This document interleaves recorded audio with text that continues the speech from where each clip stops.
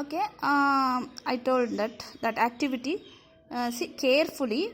Several rays of light parallel to the principal axis are falling on a convex lens, right? Falling on a convex lens. These rays, after refraction from the lens, are converging to a point on the principal axis. Okay, all the parallel rays of sunlight are focused on the principal axis. This point on the principal axis is called principal focus of the lens. Okay, see here in this all the parallel rays of sunlight, okay, converge at one point on the principal axis after passing through this lens. Okay, this point is nothing but a principal focus. What is principal focus and of the lens? Okay, principal focus of that lens. Let us see now the action of concave lens. Okay, what is concave lens? See here, several rays of light parallel to the principal axis are falling on a concave lens. What will happen? Several rays of light falling on a concave lens parallel to the principal axis. These rays, after refraction from the lens, are appear to diverge. Okay, here it is divergence lens, diverging lens, because it not the image formed on the same side of the object, formed at same side of the object. It is a what will happen?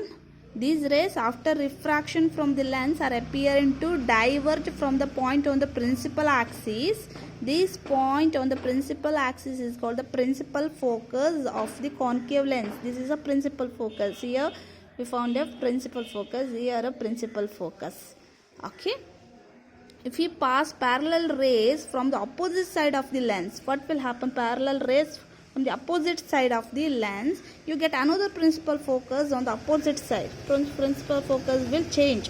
Here it is a principal focus. When parallel rays are passing through this side, okay, passing through this side parallel to the principal axis, the image will formed at F1. Similarly, this image will formed at here F2. Here F2. Here it is. Okay. Here the lens has two principal foci, which are represented by F1 and F2. The distance of the principal focus from the optic center of a lens is called focal length. What do you mean by focal length? It is the distance between optic center O to principal focus F1, or optic center O to principal focus F2. The distance between these 2 points are called focal length. It is represented by the letter F, small f. Okay, and how you can find the focal length of concave lens? Convex lens. Here to here, the distance between these 2 points. Okay, the distance between the position of the lens and the position of the image of the sun gives the approximate focal length of the lens. Got it? Image of the sun and position of the lens. Image of the sun and position of the lens, which gives the focal length of the lens. Okay, one more. Image formation by lenses. Image formation by lenses. The lenses form image by refracting light. Correct, right? Refracting light. Image are formed by refraction of light. How do lenses form image, and what is their nature? What is their nature? Here some one table is given. See that table carefully. Here first one, position of the object, position of the image, and relative size of the image and nature of the image. Okay, here it is in case of convex lens. Image formed by a convex lens for various position of the object. Various position of the object. It is a position of the object first at infinity. At infinity. For example, sun. Okay, at infinity. The position of the object at focus f2. See, at infinity, the position of the image is f2. Correct, no? Position of the image is f2 and relative size of the image is highly diminished and point sized, very small size image we get.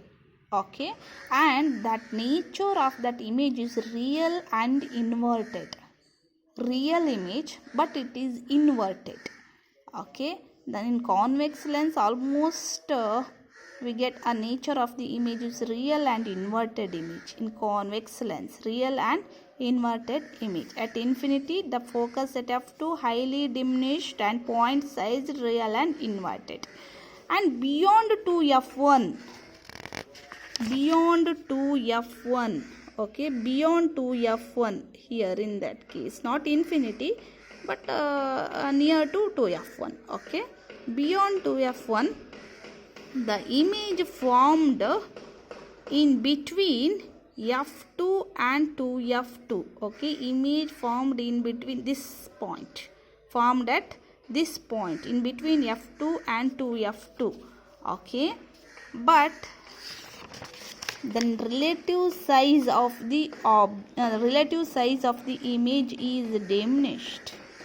Okay, it is a small size, but compared to this one, okay, it is a little bit bigger one. Okay, beyond 2f1, between the image formed between f2 and 2f2 and diminished and real and inverted. Nature of that image is real and inverted. And yet at 2f1, the object is at 2f1. At that time, the image formed at f2 image formed at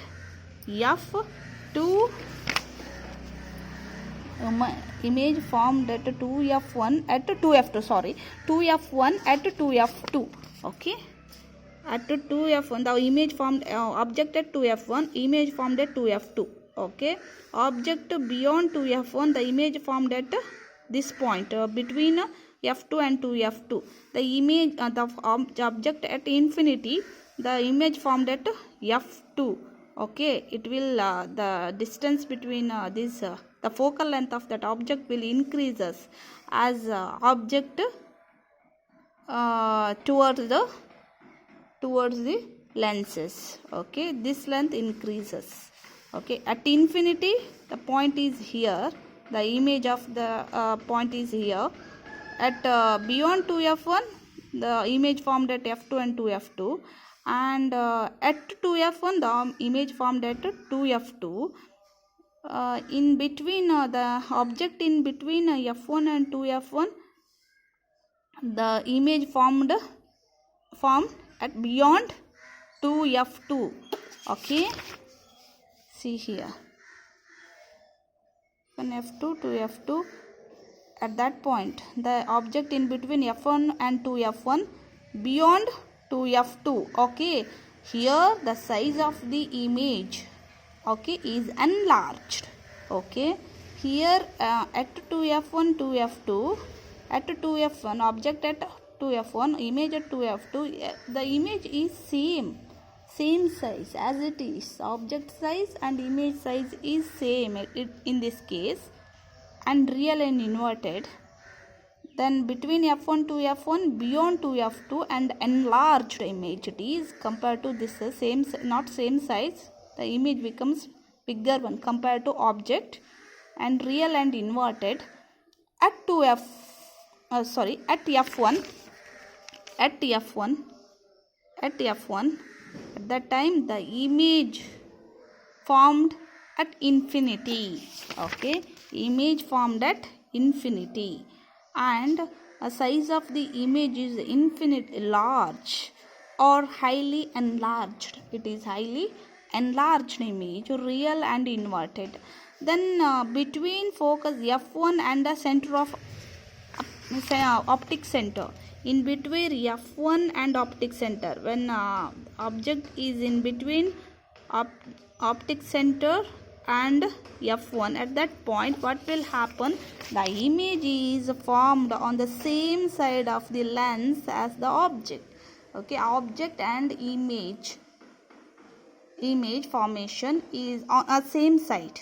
Okay, same side, both are lie on the same side, and relative size of the object is enlarged, bigger one it is, relative size of the object is enlarged and virtual and erect, because object and image are lie on the same side of the lens. That's why the nature of the image is virtual and erect.